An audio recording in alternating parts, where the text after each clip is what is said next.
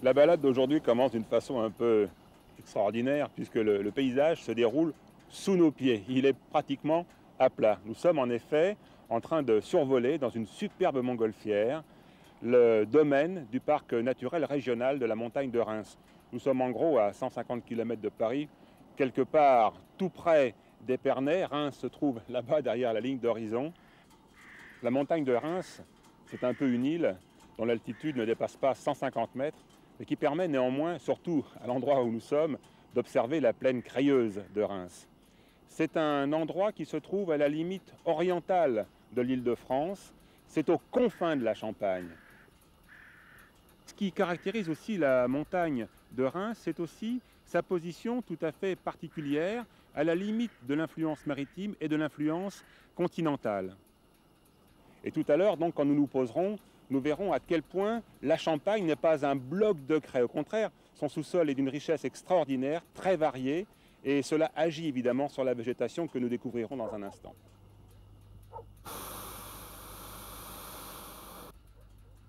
On est à 200 mètres d'altitude, là on a pris le courant de vent et c'est tout à fait stable, on est à 3 ou 4 nœuds, ça se passe très très bien pour le moment, quoi. On n'a pas un cheveu qui bouge.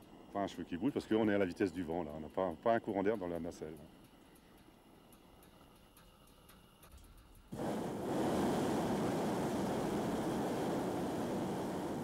Le son du brûleur qui résonne dans la forêt, mais aussi probablement la masse d'air chaud que représente cette montgolfière, lève le gibier. Ce qui fait que les sangliers fichent le camp à notre approche, mais également les chevreuils fuient un petit peu en désordre parce qu'ils ne savent pas d'où vient le danger.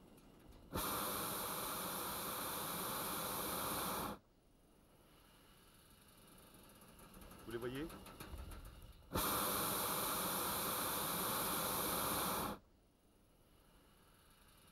Christian, là nous venons de quitter la forêt, nous survolons le vignoble, mais finalement le vignoble est très étroit. Le vignoble, si vous voulez bien, c'est un coteau qui est au nord de la forêt de la montagne de Reims ou au sud. Là, maintenant, on a parti du côté sud, on a passé la montagne, maintenant on est au côté nord. C'est sûr qu'il s'en va ça peut aller de 500 mètres à 1 km maximum et ça suit tout le coteau. Sur votre gauche, vous avez tous les villages, Verzenay, Verzy, Lude, Chigny-les-Roses qui s'en vont, qui longent toute la montagne de Reims. Alors on est dans une position tout à fait privilégiée parce qu'on voit effectivement ici que la nature semble complètement cloisonnée. Alors c'est pas seulement l'image que donnent les vignes qui sont évidemment fonction de la réglementation, mais c'est aussi évidemment lié à la qualité des sols. Il y a des sols sur lesquels la forêt pousse convenablement, il y a des sols au contraire sur lesquels la pelouse est tout à fait à l'aise et d'autres le vignoble et plus loin les céréales. La Champagne se réveille, nous ça fait déjà un petit moment que nous sommes suspendus dans les airs.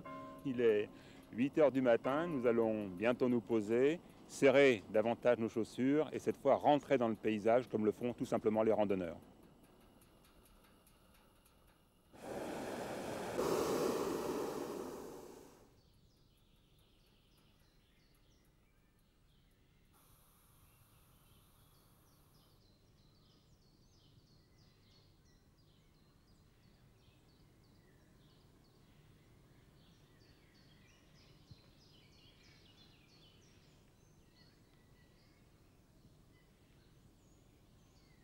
Depuis le début de notre balade, vous avez pu remarquer que le sol joue un rôle très important dans la formation des paysages et dans la répartition de la végétation.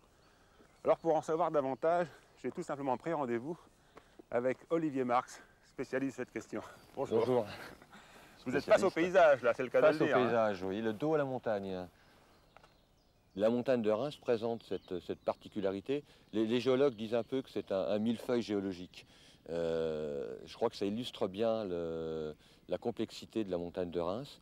C'est-à-dire qu'on va avoir une succession de niveaux géologiques en partant depuis la plaine avec des formations lacraie, au-dessus des sables calcaires à microcodium qui sont des petits organismes, des niveaux avec des argiles de la terre noire, au-dessus encore un niveau de sable, au-dessus des marnes, des argiles, des calcaires qui sont soit d'origine marine, soit d'origine continentale. La série va se terminer par des argiles amelières qui sont recouvertes ensuite par des limons, qu'on appelle des leuses également, qui ont été déposés au cours des dernières glaciations dans la région. Donc là, ici, on est sur le flanc nord de la montagne de Reims, face à l'agglomération rémoise. On aperçoit la cathédrale au bout des vignes là-bas. La plaine, donc relativement plat au niveau de la géologie, donc ce n'est que de la craie. Ensuite, on a toute une zone érodée. Donc là, c'est, je dirais, le produit de l'action du gel, du dégel, du froid, du chaud au cours des dernières glaciations. Ça fait à peu près 15 ou 20 000 ans, hein, pas plus. Et puis le plateau, donc lui qui est vraiment le domaine de la forêt. Les villages sont tous assis sur le toit de la craie, donc un terrain meuble, ou sur des formations des calcaires indurés. En plus, bon, on est dans un pays de vignobles, il est difficilement concevable de creuser une cave dans des argiles. Alors tout ça, pour nous, c'est un tapis, ça se déroule sous nos yeux. Est-ce qu'il y a un endroit où on peut voir justement ces couches qui s'empilent les unes sur les autres? Alors, il y a effectivement sur le flanc nord de la montagne de Reims une ancienne carrière de terre noire. La terre noire, c'est un matériau qui était extrait de la montagne pour amender les vignobles. Et comme le vignoble est surtout implanté sur des terrains calcaires, donc avec des problèmes au niveau, à certains stades végétatifs, on a ce qu'on appelle de la chlorose. Donc ce matériau amenait du fer et donc permettait de lutter également contre la chlorose. Alors cette chlorose, donc détérioration du pigment, donc de la chlorophylle, les stomates également se ferment, donc il n'y a plus d'échange chlorophyllique. Voilà, et il ne faut pas oublier que ça c'est une usine végétale, voilà. Et qu'à partir du moment où l'usine, la machine ne tourne plus, donc c'est tout le reste qui va en souffrir. Donc le raisin ne mûrit plus. Le raisin, à la limite, ne mûrit plus et on n'arrivera pas à avoir un vin de qualité. Le soleil ne fait pas de mal, hein, mais c'est surtout l'usine végétale qui fait le beau raisin et le beau raisin qui fera le beau champagne. J'emprunte ce rang de vigne pour rejoindre la forêt et je peux vous certifier qu'à ce pas, j'aurais tôt fait de rattraper André qui se trouve un petit peu plus haut.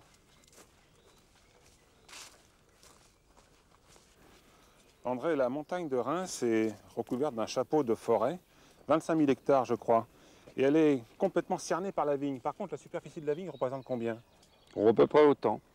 Il y a entre 30 et 32 000 hectares suivant les plantations annuelles sur l'ensemble de la Champagne, mais vous savez qu'il y a des régions qui sont un peu extrapolées du plein centre de la Champagne, c'est-à-dire l'Aube et l'Aisne. Donc sur le plein plateau que vous citez de la montagne de Reims avec les 20-25 000 hectares de forêt, il y a environ les mêmes superficies de vignobles. D'accord. Alors est-ce que cette superficie peut encore s'accroître?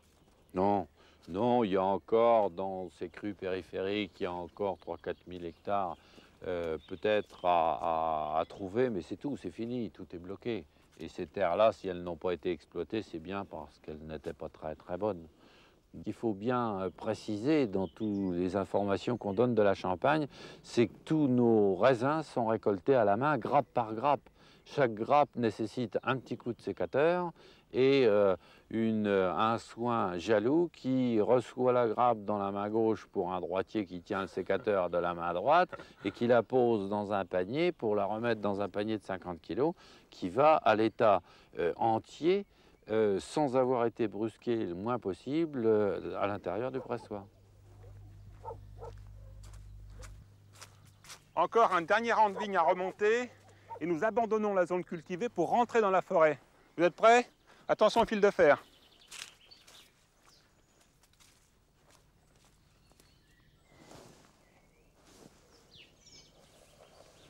C'est un mâle.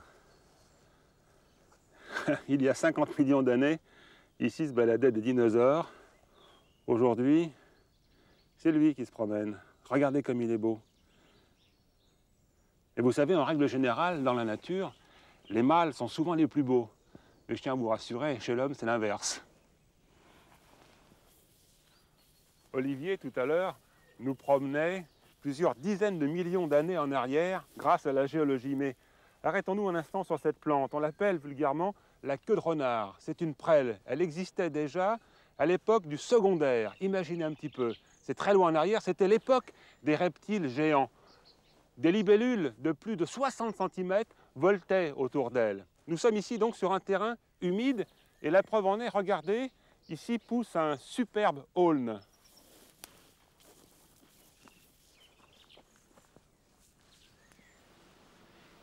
Il est impossible de passer par la montagne de Reims sans s'arrêter près des faux de Verzy.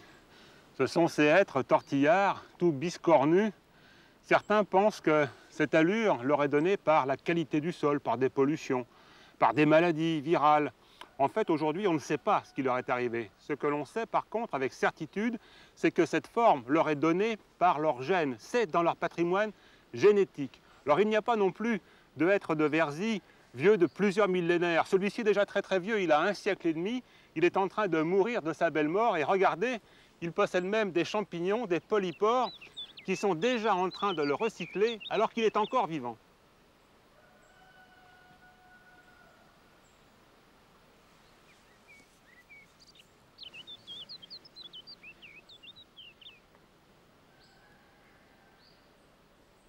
Les hêtres tortillards, autrement dit les faux de Verzy, se multiplient comme tous les autres hêtres. C'est d'abord grâce aux faines, aux fruits, mais c'est aussi grâce à la reproduction végétative.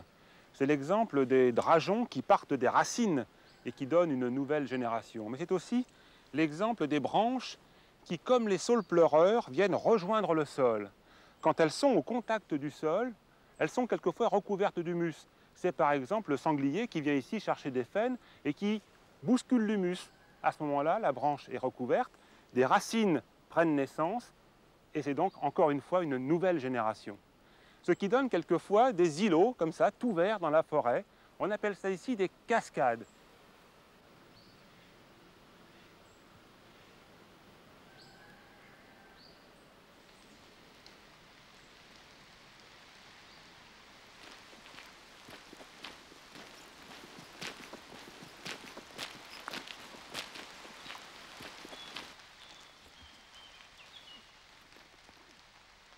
On n'écrase pas les escargots, n'est-ce pas Marie-Françoise?